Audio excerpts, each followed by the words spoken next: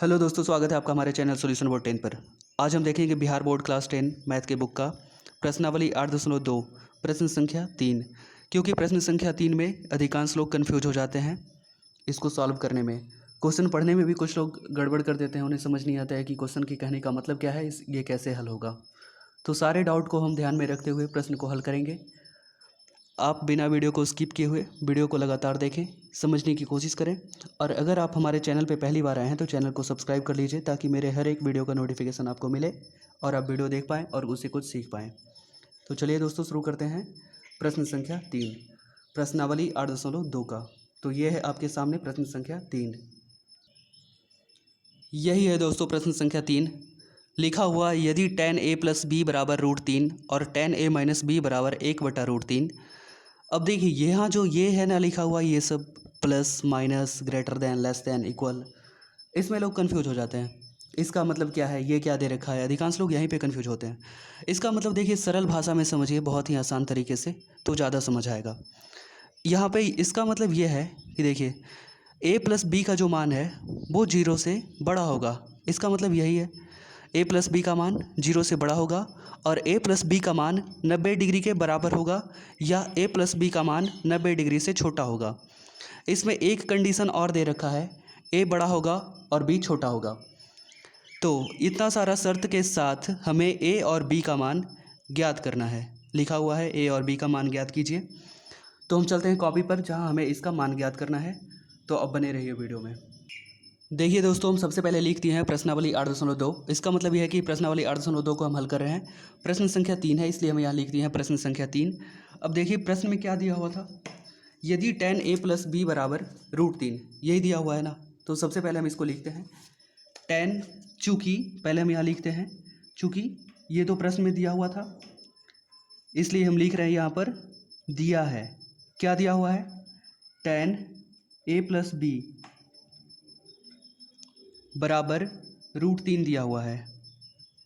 इसको हम ऐसे भी लिख सकते हैं, a प्लस बी, हमें a और b का वैल्यू निकालना है, तो हम इसको ऐसे लिख सकते हैं a प्लस बी बराबर, और देखिए tan कितना डिग्री का मान √3 होता है, tan 60 डिग्री का मान √3 होता है ना।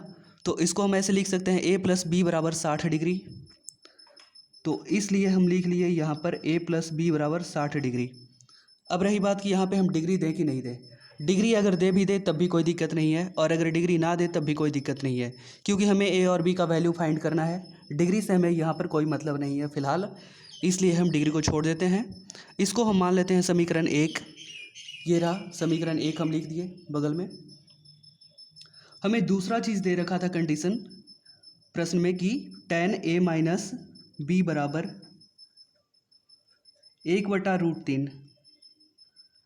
अब आप सारे वैल्यू को याद करके देखिए, tan कितना डिग्री का मान 1/√3 होता है। अगर आप याद करेंगे तो आपको याद आएगा tan 30 डिग्री का मान 1/√3 होता है। तो हम इसको ऐसा लिख सकते हैं कि a माइनस बी बराबर 30 डिग्री, a माइनस बी बराबर, क्योंकि tan 30 डिग्री का मान ही 1/√3 होता है, इसको मान लेते हैं समीकरण 2। ठीक है। अब देखिए हम आगे क्या करते हैं, समीकरण 1 से इसको प्रतिस्थापन विधि से हल करेंगे हम। ठीक है। इसमें एक चैप्टर है 10th क्लास में पढ़ना, दो चर वाले रैखिक समीकरण। दो चर वाले रैखिक समीकरण को हल करने के बहुत सारे तरीके होते हैं, जिसमें से एक ये भी तरीका है प्रतिस्थापन विधि। तो इसको हम इससे हल करने की कोशिश करेंगे, हल करेंगे। ठीक है। इसका मतलब यह है कि एक समीकरण में से किसी भी एक चर का मान दूसरे समीकरण में प्रतिस्थापित करना होता है। तो हम समीकरण ए से a बराबर लेते हैं। हम समीकरण ए से a बराबर हमें क्या निकल जाएगा, अगर इसमें से कोई पूछेगा हमें a बराबर क्या होगा, तो हम इसको बोल सकते हैं ना 60 माइनस बी। तो हम लिख लेते हैं 60 माइनस बी, यही होगा, यही इतना आएगा a बराबर।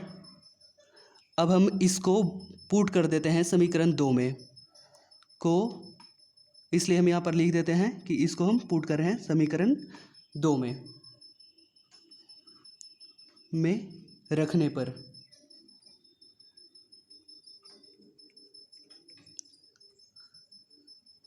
पर ये देखिए लिखे हैं रखने पर।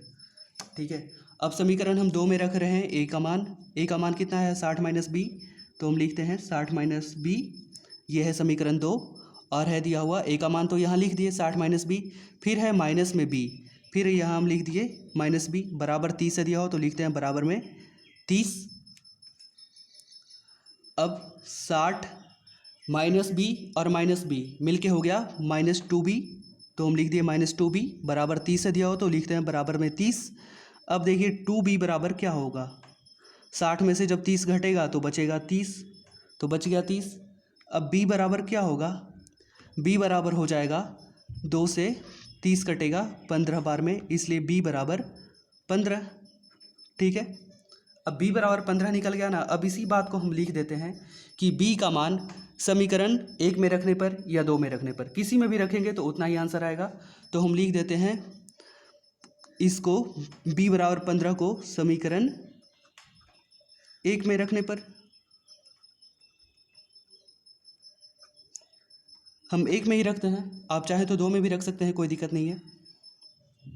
b में रखने पर, समीकरण 1 में रखने पर b का मान 15। ठीक है, समीकरण 1 देखिए यही है, a प्लस बी बराबर 60, तो a प्लस b का मान तो हमें 15 रखना है ना, 15 बराबर 60 दे रखा है ऊपर, तो लिखते हैं बराबर में 60।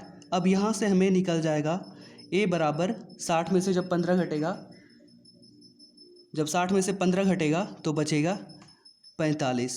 ठीक है, तो इसी बात को हम लिख देंगे इसके बाद वाले लाइन में कि अब हमें a का मान 45 डिग्री और b का मान 15 डिग्री प्राप्त हुआ उत्तर। बस, तो ये रहा आपका प्रश्न संख्या 3 का सॉल्यूशन। अब देखेंगे अगले वीडियो में आगे का सवाल कैसे बनता है। अगर आपको वीडियो अच्छा लगा है तो आप वीडियो को लाइक कर लीजिए, चैनल को सब्सक्राइब कर लीजिए और अपने दोस्तों में भी शेयर कर लीजिए। धन्यवाद।